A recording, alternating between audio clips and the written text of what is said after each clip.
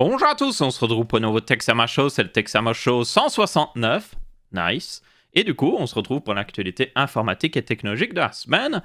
Pas mal d'actualités cette semaine-ci, forcément il y avait le gros lancement de l'iPhone 12, on a eu aussi le lancement du OnePlus 8T qui est annoncé littéralement le jour après l'iPhone 12. On verra si cette stratégie a bien payé. Et puis aussi des news au niveau Ryzen 5000 ainsi que de futurs peut-être RTX 3080 avec 20 Go de RAM. Ça pourrait être pas mal. Aussi, la première actualité. Oui, de temps en temps, je fais un fail de montage. Donc, voilà, ça arrive que j'oublie de couper un bout de l'épisode. Parce qu'il y a des fois, je commence un sujet, puis je suis en mode ah non, j'ai mal commencé le sujet. Du coup, je recommence au début du sujet ou autre chose. Et puis, des fois, si je marque pas une assez grosse pause, je le remarque pas dans la timeline, ça arrive. Vous en verrez certainement plus dans le futur. Donc, voilà, ça m'est déjà arrivé plusieurs fois. Et je pouvais pas vraiment couper la vidéo. Bon, c'est plus marrant qu'autre chose au final, mais si je coupe la vidéo, ça fout en l'air la table des matières, donc je peux pas la couper. Donc voilà, si vous regardez le dernier Texama Show et que vous voyez un fail de montage, c'est tout à fait normal. Nouveau petit segment du coup pour les Texama Show que j'aimerais introduire. On va l'appeler ce segment mini review, et tout simplement ce seront des mini reviews de produits que j'ai achetés, que j'ai reçus, que je trouve intéressants, ou justement dans le sens contraire, tellement mauvais que je veux vous dire qu'ils sont mauvais et que vous évitiez de les acheter justement. Le but ici, c'est de tester des produits qui ne méritent pas une vidéo, tout simplement, je vais être très honnête. C'est des petits produits très spécifiques qui ne correspondent pas à toute mon audience, donc je préfère juste parler dans un texte en show pendant 4 voire 5 minutes grand maximum sur un de ces produits, vite fait vous dire ce que j'aime pas, et comme ça vous pouvez vous décider si vous décidez de l'acheter.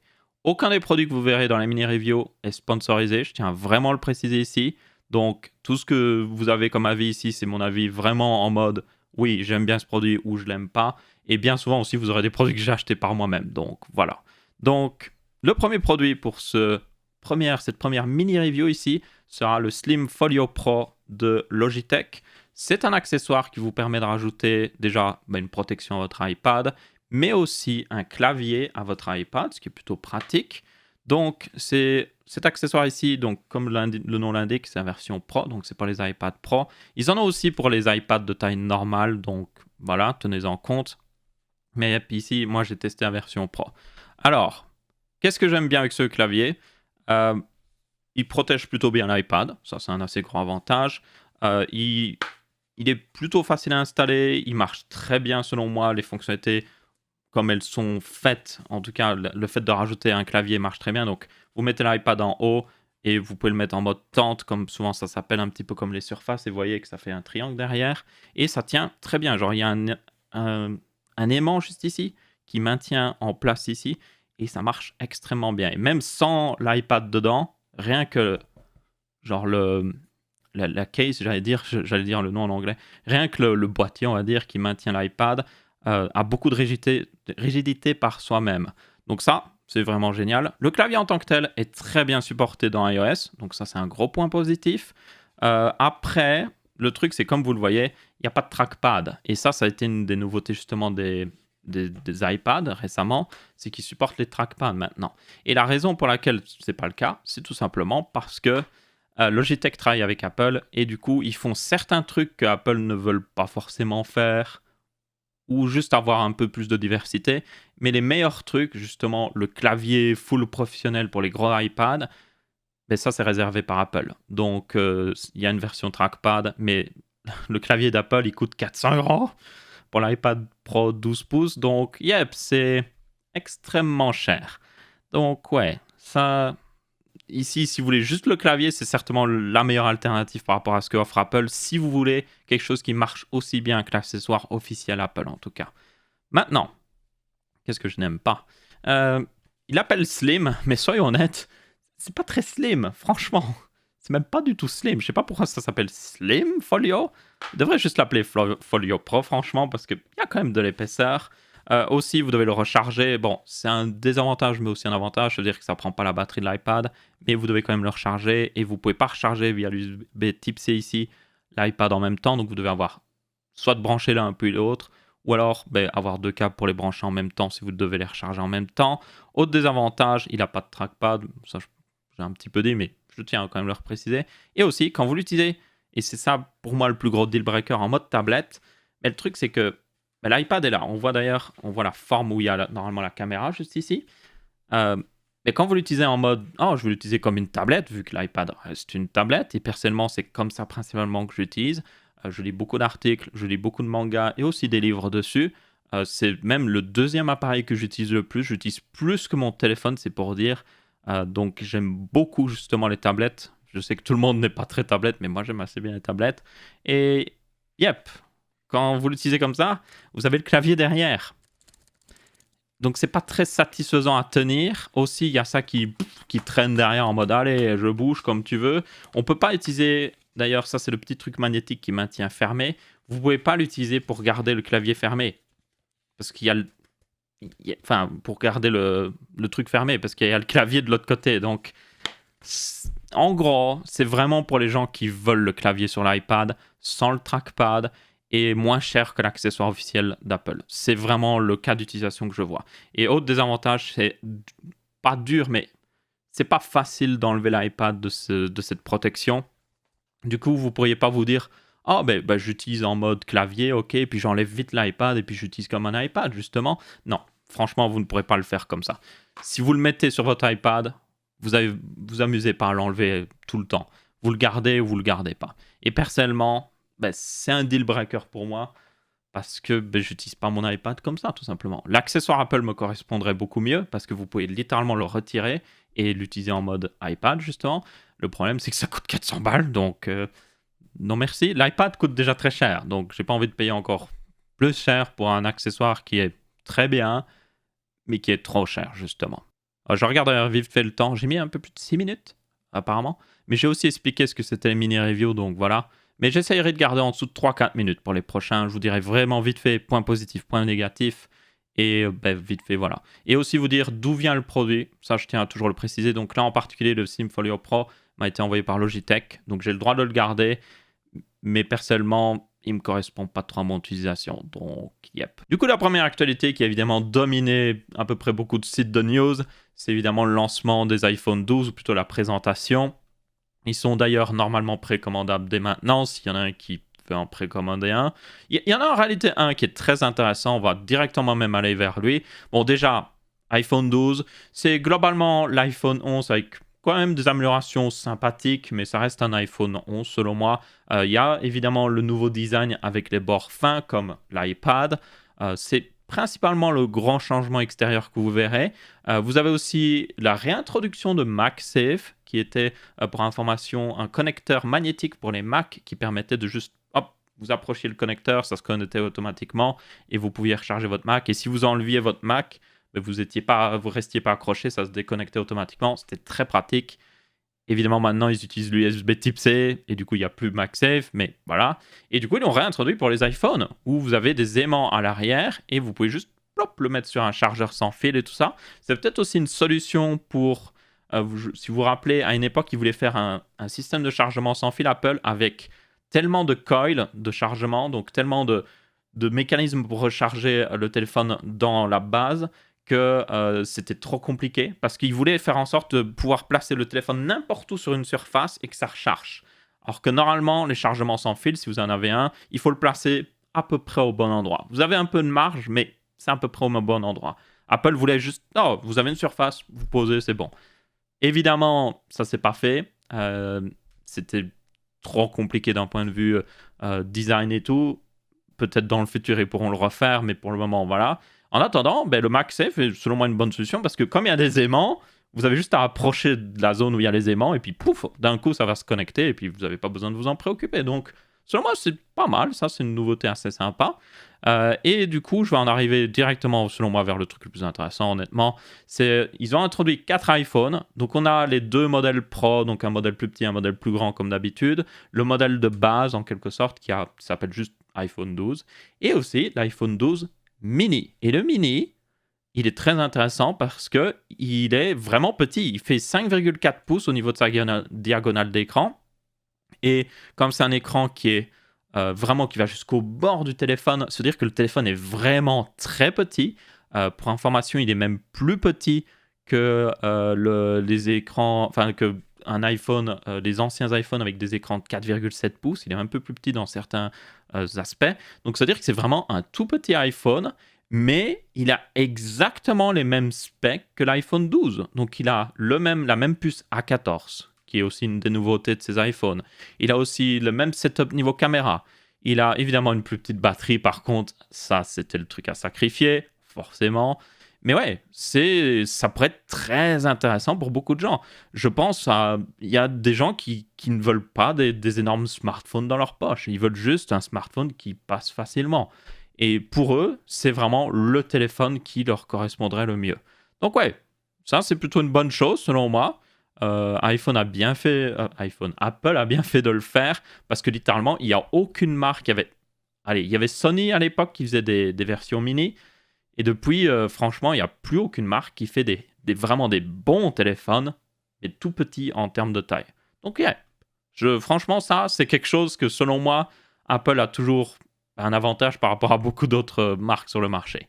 Maintenant, pour le reste, honnêtement, et ils ont un petit peu augmenté d'ailleurs la taille de certains de ces iPhones, donc si on revient justement sur les modèles Pro, ils ont un petit peu bougé. Il y a aussi des particularités au niveau du fait que le Pro Max, qui est le plus gros, a des meilleurs techniquement specs niveau photo que le Pro non Max, donc ça c'est un petit peu particulier. Donc il est passé de 6,5 pouces sur l'iPhone 11 Pro Max à 6,7 pouces, donc petite augmentation de taille. La bordure d'écran est un petit peu plus fine à certains endroits, donc c'est aussi pour ça qu'ils ont réussi à augmenter la taille. Mais globalement, il est un petit peu plus grand, mais il reste similaire. Surtout que vous avez les bords plats maintenant, donc il devrait prendre moins de place. On a les specs ici d'ailleurs, si vous voulez voir un petit peu en résumé vite fait. Un autre changement notable, c'est que l'iPhone Pro non Max a aussi augmenté de taille. Donc maintenant, il fait la même taille que l'iPhone 12 non Pro. Ça, c'est assez important à noter parce que l'iPhone 11 Pro, donc non max, oui c'est compliqué avec ces noms, il faisait 5,7 pouces. Donc ça veut dire qu'il était plus petit que l'iPhone 11 de base. Et pour certaines personnes, ils n'aimaient pas ça. Ils voulaient le modèle Pro parce qu'il y avait le capteur photo en plus, mais ils voulaient une taille quand même importante. Donc c'était un peu problématique pour eux. Après, certaines personnes aimaient justement qu'il était petit, donc ça va peut-être faire aussi des débats là-dessus. Mais bon, maintenant il fait 6,1 pouces. Après, tenez compte aussi que la bordure d'écran est plus fine, donc ça équilibre en quelque sorte. Et c'est du coup la même taille que l'iPhone 12 qui, lui, comme l'iPhone 11, reste à 6,1 pouces. Toutefois, on a une grosse upgrade, et ça c'est aussi un truc assez important à noter, c'est qu'ils passent à des écrans OLED, les deux plus petits modèles, et aussi ils ont augmenté la densité de pixels. Donc fini l'écran 720p, qui selon moi était largement suffisant, mais fini l'écran 720p, on est sur du 1080p minimum. Même l'iPhone 12 a un écran de... Alors, Apple aime bien faire des résolutions très spécifiques. Un écran de 2532 pixels sur 1170, donc 1170 en gros. Et du coup, le mini, lui, a bien un écran 1080p aussi, pour ceux qui se demandent. Tous ont la puce A14 gravée en 5 nanomètres. C'est la première puce en 5 nanomètres grand public qu'on voit vraiment, j'ai l'impression. Donc ça, c'est plutôt cool. Et ils ont augmenté aussi la capacité de base des iPhone Pro. Donc ils sont passés à 128 Go au lieu de 64. Voilà. Et au niveau des capteurs photo, vous avez les specs ici. Et aussi, on a l'ajout sur les iPhone Pro d'un capteur LiDAR qui est juste ici. Donc le LiDAR, je vous rappelle, c'est ces capteurs qui permettent de voir en 3D ce qui se passe devant. Ça peut être très pratique pour la réalité augmentée. Après, on verra bien, parce qu'ils l'ont mis sur l'iPad Pro et j'ai l'impression qu'il n'y a pas beaucoup de gens qui l'utilisent. Donc voilà, on verra bien. Mais bon, franchement, bonne spec. C'est pas une mise à jour incroyable, selon moi. Hein. C'est une amélioration de l'iPhone 11, clairement, hein, au niveau des specs. Il n'y a pas de changement révolutionnaire ou autre chose, mais des fois, c'est pas forcément aussi ce que veulent les gens. Ce qu'ils veulent, c'est juste un design raffiné, voilà, c'est ce que je voulais dire. J'arrive à parler, moi aussi. Et c'est à peu près ce qu'ils ont eu, selon moi. Après, je veux dire, si vous étiez déjà pas convaincu par les iPhones en temps normal, c'est pas comme si ces iPhones-là allaient changer votre avis, franchement. Et si vous aimez bien les iPhones, c'est pas comme si ces iPhones-là allaient vous casser votre amour pour les iPhones, on va dire, ou le fait que vous aimez bien les iPhones. Donc ouais. Du coup, il n'y a pas d'écran, d'ailleurs, pour ceux qui se demandent, 120 Hz. Toujours pas cette année-ci. Apparemment, il y avait des rumeurs comme quoi ils allaient le faire, mais finalement, c'était un peu compliqué. À mon avis, je vais être très honnête. Je pense qu'ils gardent le 120 Hz pour l'année prochaine, parce que ça fait une spec pour l'année prochaine. Et ils se sont dit, oh, on a déjà assez de specs cette année-ci. On a mis la 5G. Ah, on a mis la 5G. Oui, d'ailleurs, j'ai oublié de dire, ils sont 5G. Et d'ailleurs, c'était 30 minutes de la présentation, était juste 5G, 5G, 5G. C'est pour ça, d'ailleurs, que la présentation s'appelait High Speed. Et j'étais en mode, ouais, c'est bien. On a plein d'autres téléphones 5G depuis beaucoup de temps. Et il n'y a aucune antenne 5G. Enfin, il n'y en a presque aucune. Et on s'en fiche un petit peu, soyons honnêtes. Franchement, soyons honnêtes. Là, je pense que le problème de la 5G, c'est que la 4G est déjà franchement très bonne déjà. Hein. Les meilleurs 4G, en tout cas, peuvent monter à des vitesses suffisantes pour beaucoup de gens. Donc, ouais, je suis pas sûr que ça va prendre aussi bien que la 4G, la 5G, selon moi. Mais bon, ça reste un truc un petit peu plus de niche, franchement. La puce A14, d'ailleurs, il y a eu pas mal d'améliorations pour ceux qui se demandent. Elle a 6 cœurs maintenant. Le GPU aussi a une bonne upgrade. C'est, selon Apple, le GPU le plus puissant dans un smartphone. Je les crois assez bien là-dessus parce que genre Apple passe beaucoup de temps à faire en sorte que le GPU soit très bon dans leur justement téléphone. Et c'est quelque chose que certaines marques devraient faire aussi. Parce que si vous regardez, au niveau des serveurs, on met des GPU maintenant, partout. Genre les supercalculateurs les plus puissants utilisent des GPU. Dans les PC fixes, vous avez plein de technologies comme Nvidia Broadcast et tout ça qui vous permettent d'utiliser votre GPU. Vous pouvez streamer avec votre GPU qui encode le stream maintenant et en meilleure qualité que le CPU limite. Vous pouvez faire plein de trucs avec le GPU et vous regardez les smartphones et tous les constructeurs de smartphones sont en mode meilleur CPU et vous êtes en mode what? Vous mettriez pas un meilleur GPU pour justement faire plus de trucs qui utilisent bien les GPU, notamment le traitement d'image. Genre, normalement, le traitement d'image, c'est une spécialité du GPU, donc pourquoi on n'utilise pas plus les GPU? Je suis assez confus là-dessus. J'ai l'impression que les smartphones font un petit peu ce qu'ont fait les PC à l'époque, où ben, justement dans les années 2000, les PC c'était meilleur CPU, et puis dans les années 2010, on a commencé à se dire, tiens, les GPU c'est bien aussi hein, quand même. Et je pense que les téléphones vont faire la même chose, honnêtement, où ils vont se dire hey, le GPU c'est pas mal aussi, on devrait peut-être améliorer ça au niveau puissance. Ouais, c'est une bonne idée. Du coup, il y a aussi le truc qui a fait aussi beaucoup de débats et qui était assez intéressant, c'est le fait que ces iPhone 12 n'ont pas de chargeur dans la boîte. Ouais, ça avait été annoncé plein de fois. Et puis Apple avait dit que il voulait être plus respectueux de l'environnement et que les chargeurs, c'est réel. D'ailleurs, par contre, cette information, les chargeurs représentent beaucoup de e-waste. Les e-waste, c'est les produits électroniques qui ne servent plus à rien et qu'on jette. Et il y en a énormément. C'est très dur de les recycler en général. Ça prend du temps. Et les chargeurs, c'est l'un des plus grands problèmes parce que vous achetez quelque chose, il y a un chargeur. Et des fois, vous n'avez pas besoin de ce chargeur. Donc, vous jetez peut-être votre ancien chargeur. Alors que votre ancien smartphone, peut-être que vous n'allez pas forcément le jeter. Vous allez peut-être le donner à quelqu'un. Ça, c'est très rare quand les gens jettent des smartphones, à part quand ils ne fonctionnent plus. Mais il y a aussi un problème d'e-waste de smartphone qui pourrait être réparé, mais que les gens gardent dans un tiroir ou ont jeté justement, alors qu'ils auraient pu le donner. Il y a des associations, regardez auprès de chez vous, il y a forcément une association qui prend des smartphones gratuitement. Vous leur donnez, vraiment vous leur donnez, vous ne le récupérez pas, et eux, ils le remettent en état et ils peuvent le donner à des personnes qui en ont besoin, tout simplement. Des personnes âgées qui n'ont pas encore de smartphone pour aider à les connecter avec le reste du monde, justement, surtout en ce moment même où des fois, c'est pas possible de toujours visiter des personnes âgées en maison de retraite quand il y a une maladie assez dangereuse qui traîne. Donc ouais, n'hésitez pas à le faire. Dans tous les cas, je reviens sur le fait qu'il n'y a pas de chargeur dans la boîte.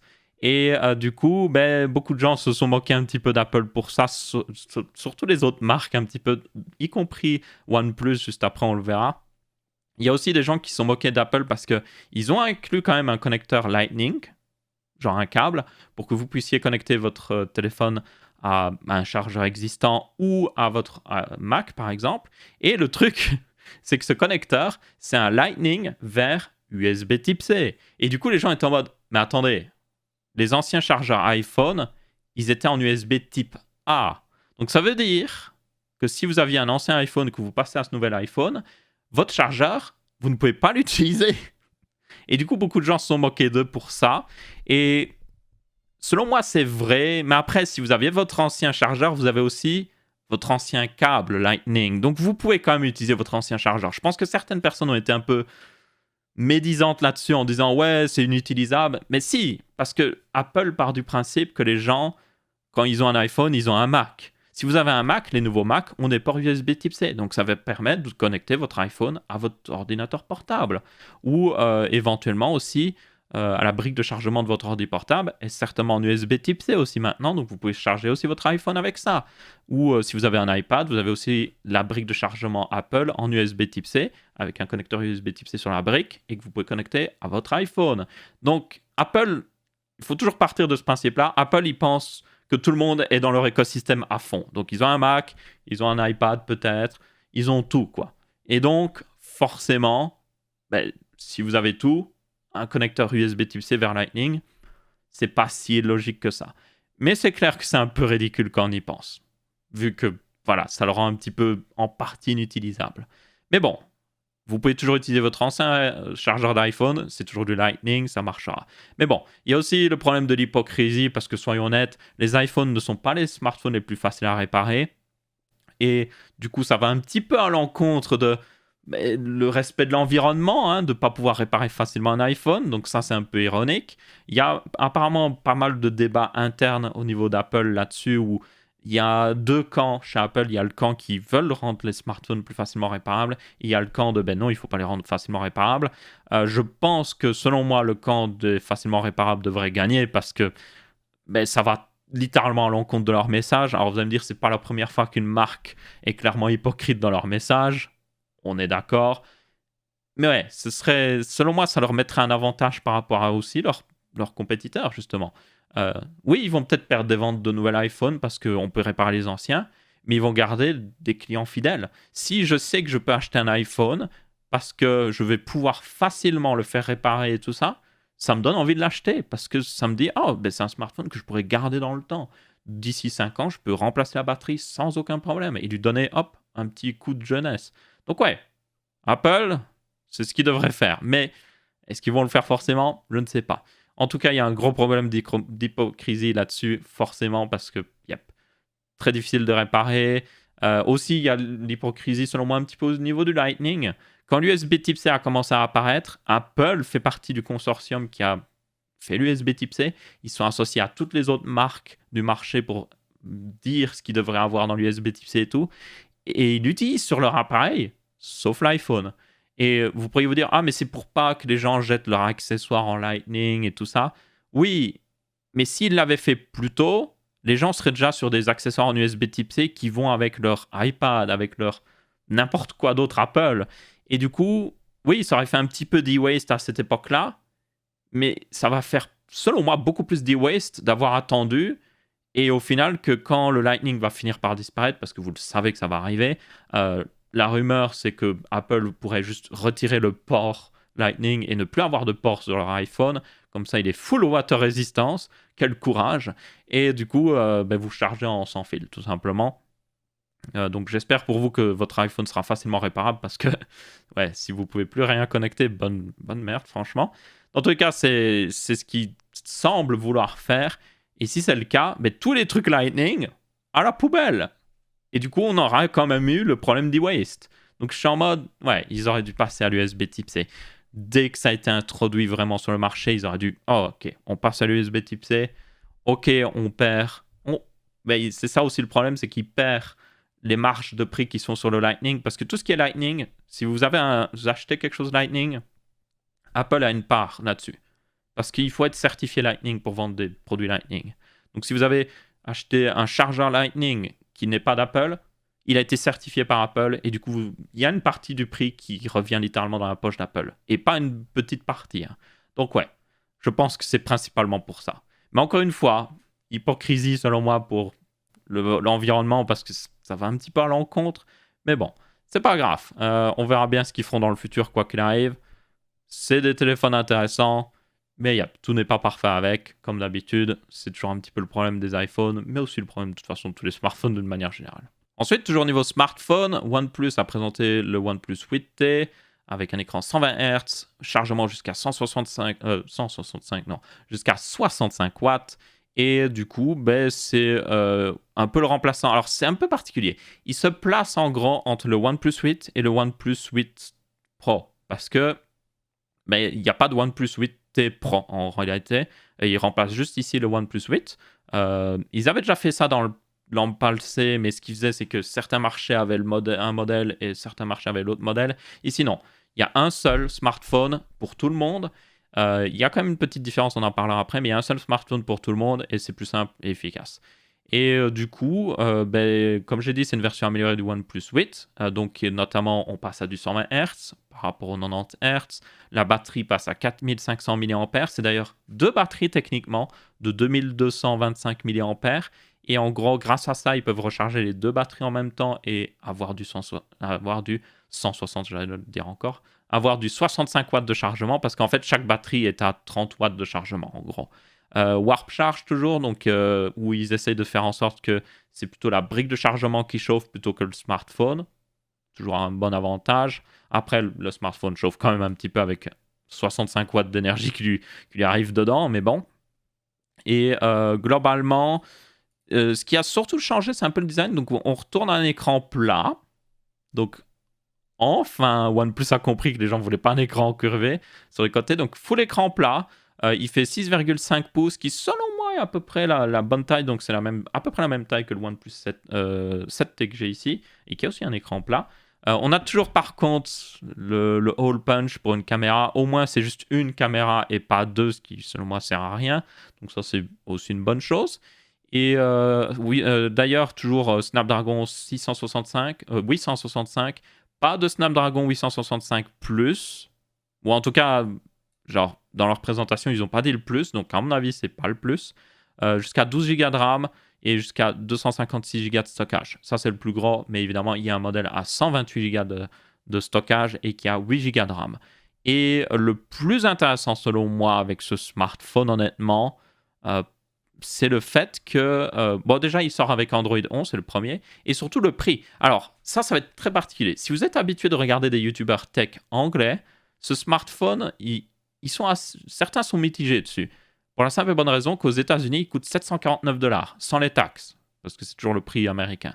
Et c'est le modèle 256 Go. Ils n'ont pas l'autre modèle.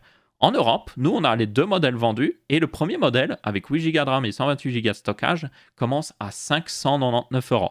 Donc vous voyez que c'est pas du tout la même classe de prix, genre vraiment pas. Et même le modèle 256 Go est vendu 699 €. Et nous, on a déjà les taxes inclus. Donc, je sais pas trop ce qui s'est passé ici, mais en gros, pour une fois, les Européens sont vraiment avantagés par rapport aux États-Unis. Et donc, il est plutôt intéressant au niveau de l'Europe. Est-ce que c'est le meilleur smartphone? Non. OnePlus reste dans un marché beaucoup plus haut de gamme maintenant et ils ont énormément de concurrence dans ce marché-là, forcément. Leurs capteurs photos sont toujours bons, hein, franchement, même assez bons, largement suffisants pour la plupart des gens, mais pas encore exactement au même niveau que les gros acteurs du marché. Pourtant, les prix ici se rapprochent de ces gros acteurs du marché, donc c'est ça qui est dangereux pour OnePlus. Et je pense que c'est pour ça qu'en Europe, ils ont baissé le prix parce qu'ils se sont rendus compte que en Europe, on a Xiaomi, on a plein d'autres alternatives qui sont moins chères et du coup, ils étaient obligés de baisser le prix. Je pense vraiment que c'est dû à la concurrence qu'ils ont baissé le prix en Europe. Et donc, ouais. Et un autre truc ça c'est plus mon avis personnel, moi je pense que c'est l'avis de beaucoup de gens, il y a 4 capteurs photo. Il y en a 2 qui sont utilisables. Pourquoi? Parce qu'il y en a un, c'est un capteur de profondeur, ok, et l'autre, c'est un capteur macro. Et franchement, les capteurs macro, ça sert à que dalle. Je suis désolé. Oui, une fois de temps en temps, vous allez l'utiliser en mode « Ah, je vais prendre une photo de cet insecte » ou « J'ai envie de prendre une photo en détail de ça » ou peut-être « J'arrive pas à lire cette étiquette, je vais prendre une photo avec le truc macro. » Ok, c'est utile dans ce sens-là, mais la plupart du temps, c'est pas utile. Le problème que j'ai un petit peu avec OnePlus, personnellement, le seul vraiment problème, à part, selon moi, qui reste un peu cher par rapport à leur philosophie d'avant, mais bon, c'est le fait que leur smartphone, c'est comme ils sont, je vous rappelle, ils appartiennent à la même marque que Oppo et tout ça, donc c'est le même groupe en gros. C'est un Oppo. Il y a un Oppo avec à peu près ce même design, avec le même capteur photo et tout ça. Donc en gros, les OnePlus ne sont pas uniques. Ils sont juste, c'est des Oppo avec un peu le design changé par-ci par-là, à la limite, les couleurs. Et puis ils mettent évidemment OxygenOS dessus, ce qui est un gros plus, hein, évidemment, parce que OxygenOS reste, selon moi, l'un des meilleurs OS Android qui existent. Enfin, alors, évidemment, c'est Android, mais ça reste une des meilleures surcouches Android qui existent. Mais à côté de ça, leurs designs ne sont pas uniques quand on y pense. Ça reste un smartphone, quoi. Et vous allez me dire, oui, bah, c'est normal, il n'y a pas 300 000 manières de faire un smartphone. Oui, mais je sais pas. Il me semblait que leur devise, c'était Never Settle, donc toujours aller de l'avant, quoi. Et quand vous utilisez juste le design de votre maison mère, qui ressemble à peu près à n'importe quel design sur le marché, c'est pas très Never Settle selon moi. Mais bon. Et le prix aussi, des fois, c'est pas toujours Never Settle. Donc ouais. Je continue de dire que selon moi, OnePlus reste très intéressant, surtout au niveau software, mais c'est juste qu'ils sont rentrés dans une catégorie maintenant qui les rend juste un peu comme tout le monde, en fait. Ils ont leur avantage, mais Xiaomi aussi ont leur avantage qui les rend très uniques. Tout comme Huawei avait leur avantage qui les rendait très uniques. Bon, maintenant, ils ont des bâtons dans les roues. Mais vous voyez, chaque marque a leur avantage. Et du coup, OnePlus, leur avantage, c'est OxygenOS.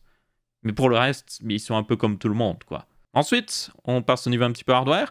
On avait des rumeurs sur une RTX 3080 avec 20 Go de RAM et une 3070 avec 16 Go de RAM. Ça, j'en avais déjà parlé. J'en reparle parce que tout simplement, cette rumeur continue d'apparaître et ça pourrait arriver pour le 20 décembre, pour ceux qui se demandent. Et ça peut être probable. Pour la simple et bonne raison que pour ceux qui ne savent pas, ils utilisent des puces GDDR6X, notamment sur la 3080, et c'est des puces 1 Go pour le moment. Donc, c'est-à-dire qu'il y en a 12, il y en a 10 plutôt sur la 3080, et sur la 3090 d'ailleurs, il y en a 24, il y en a 12 à l'avant, 12 à l'arrière. Yep, c'est pour ça d'ailleurs qu'elle chauffe pas mal au niveau de la backplate et tout, parce qu'il faut refroidir ces puces de mémoire. Et du coup, il y a des modèles prévus de puces de 2 Go par justement le constructeur des puces pour Nvidia. Donc là, il pourra en mettre seulement 12 pour la 3090 notamment, ou seulement 5 pour la 3080. Il ne ferait certainement pas ça. Ou par contre, ce qu'il pourrait faire, c'est en mettre toujours 10 sur la 3080, mais du coup, vous avez 20 Go de RAM. Donc, c'est surtout là d'où vient cette rumeur pour ceux qui se demandent. Et ça pourrait être probable. Honnêtement, je vois pas de raison pour laquelle ça ne pourrait pas arriver. Surtout que ça leur permettrait de faire un modèle plus cher et de se faire un peu plus de marge dessus. Après, évidemment, la disponibilité reste très compliquée en ce moment, donc je suis pas sûr qu'on le verrait cette année-ci, honnêtement. Mais bon, il y a aussi le fait que la 3070, elle, pourra avoir 16 Go. Ça, je suis pas sûr, par contre, parce que ça utilise des puces GDDR6 et je ne crois pas qu'il y ait de puces GDDR6 en 2 Go qui existent. Il pourrait en faire, mais à voir. Et surtout, ça, je sais pas, ça ferait peut-être un peu bizarre. On verra bien. Mais pour la 3080, ça pourrait être probable, honnêtement. Mais après, ça enlèverait un petit peu l'avantage de la 3090 qui a aussi 24 Go de RAM. C'est un peu un de ces gros points de vente quand on y pense parce qu'ils sont en mode hey, les professionnels, vous pouvez utiliser les 24 Go de RAM, c'est trop bien. Franchement, c'est l'un des gros points de vente qu'ils ont. Donc, ouais, on verra bien. Dans tous les cas, il y a toujours une 3060 qui doit arriver. La 3070 arrive à la fin du mois. Et ben, c'est à peu près tout. Ensuite, on a une news un petit peu au niveau Intel. On a eu un leak un petit peu de leur futur processeur. Donc, c'est Alder Lake qui est du coup... Alors, c'est pas le processeur qui arrive tout de suite, donc c'est un peu particulier. Donc, ils ont Rocket Lake S qui arrive. Donc, ça, ce seront des processeurs qui pourront normalement être mis dans les cartes mères en Z490 actuelles. Donc, ça utilisera toujours le même socket, le LGA 1200, pour ceux qui se demandent. Ce seront des processeurs jusqu'à 8 cœurs, pas jusqu'à 10 cœurs. Donc, ça, c'est encore plus... What? Et du coup, il y aura aussi, par contre, des nouvelles cartes mères en Z490, 590 et tout ça. Mais ils avaient indiqué comme quoi, normalement, les cartes mères actuelles pourraient être compatibles avec, quoi qu'il arrive. Donc là, il y a un petit changement de Intel là-dessus et c'est une bonne chose pour ceux qui ont déjà des cartes mères comme ça. Et par contre, la grosse nouveauté de ce processeur-là, c'était le PCI Express 4.0, forcément. Et ouais, ce sera une nouvelle génération de processeurs Core Intel. Donc ce sera la 11e génération techniquement. Il y aura une grosse upgrade au niveau de la partie graphique, mais ça, c'est pas forcément le plus intéressant pour un PC fixe, soyons honnêtes. Mais bon. Et Alder Lake, du coup, c'est encore après. Donc là, Rocket Lake S, ils sont annoncés 2021, ce sera certainement début 2021. Et Alder Lake S, c'était plutôt deuxième partie de l'année 2021, donc fin d'année septembre, peut-être 2021. Et là, on part sur quelque chose de tout nouveau. Donc déjà, on passe à une gravure en 10 nanomètres, finalement, enfin. Oui, fin 2021, quand tout le monde aura de la gravure en 5 nanomètres, c'est pas grave. On a à peu près la même puissance graphique, par contre, ils vont pas faire d'upgrade. On a le LGA 1700 qui est un nouveau socket. Ça se voit à l'augmentation de la taille du CPU qui est beaucoup plus gros et un peu plus rectangle. On a aussi PCI Express 5.0 apparemment et aussi la DDR5. Donc ouais, ça devra arriver. On est encore un petit peu loin honnêtement, mais ça finira par arriver. Et aussi, la particularité d'Alder Lake, c'est le Big Little d'Intel. Donc c'est un processeur 16 cœurs, mais en fait vous avez 8 cœurs, haute performance, comme un Rocket Lake S ou autre chose, ou un Comet Lake S, et vous avez 8 cœurs, genre basse performance. Donc, qui vous... Le service de jeu, la mise à jour vient de s'achever. Oui, c'est cool, mais je m'en fais chier, c'est le truc qui se met à jour. Et du coup, vous avez 8 cœurs basse performance, qui là sont plus pour les petits programmes en arrière-plan. On ne sait pas si cette stratégie va beaucoup payer à Intel. Dans les ordi portables, ça pourrait être très intéressant. Franchement. Mais pour les PC fixes, c'est très discutable. Parce que si AMD sort un processeur 16 cœurs pour le même prix, et là on parle de 16 cœurs haute performance et qui ne consomme pas plus, ben, Intel sera juste en mode ouais, nous on a 16 cœurs aussi, mais en fait c'est 8 plus 8 et du coup dans certaines tâches c'est plus performant. Oui, même s'ils ont une meilleure efficacité énergétique, quand on parle de processeurs avec autant de cœurs, les gens veulent juste le plus de performance possible. Et c'est même pas sûr que Intel ait l'avantage de la consommation électrique, vu que, ben, je vous le dis encore une fois, AMD d'ici là sera certainement en 5 nanomètres. Donc, yep, ça devient compliqué pour Intel à ce niveau. Par contre, pour les ordinateurs portables, ça peut être intéressant parce que là, vous pouvez utiliser vraiment ces 8 cœurs basse performance quand il le faut vraiment. Après, encore une fois, ça pourrait voir aussi, il faut voir 10 nanomètres face aux 5 nanomètres s'il y a vraiment un énorme avantage par rapport entre un cœur haute performance qui descend en fréquence et un cœur basse performance qui est basse performance de base. Peut-être que le haute performance gravé en 5 nanomètres sera plus efficace. On ne sait pas non plus ici. Du coup aussi, pour ceux qui se demandent, justement par rapport à la DDR5 et le PCI Express 5.0, ça arrive aussi chez AMD, normalement aussi fin d'année prochaine, avec les Zen 4 qui devraient les appeler, oui, donc ce sera les Ryzen 6000. On aura des nouvelles cartes mères et tout, forcément pour accommoder tout ça. Après, vous pourriez vous dire, ah, bah alors ce serait là le meilleur moment d'upgrade. Non, franchement, je pense que le moment qui va être le meilleur moment d'upgrade, ça va être maintenant en fait, parce que les nouveaux processeurs Ryzen vont être très intéressants. Les processeurs Intel, quand on aura justement Rocket Lake S, comme ils seront compatibles PCI Express 4.0, ça offre du future proof, ça devrait être quand même intéressant, à voir s'il suit évidemment niveau performance. Et surtout, au niveau carte graphique, on a de la grosse upgrade en ce moment. Donc je pense que faire un PC maintenant n'est vraiment pas une mauvaise chose. Vous allez me dire, oui, mais DDR5 et PCI Express 5.0, ouais, mais le PCI Express 3.0 n'était pas si dépassé que ça, pour les cartes graphiques en tout cas. Ça veut dire que une RTX 2080 Ti n'arrivait pas à saturer le PCI Express 16.0. Je veux dire que ça n'est pas saturé du PCI Express 3.0 en x16. On a même la 3080 quand elle est mise dans un port PCI Express 3.0 en x16 sur un processeur Intel justement.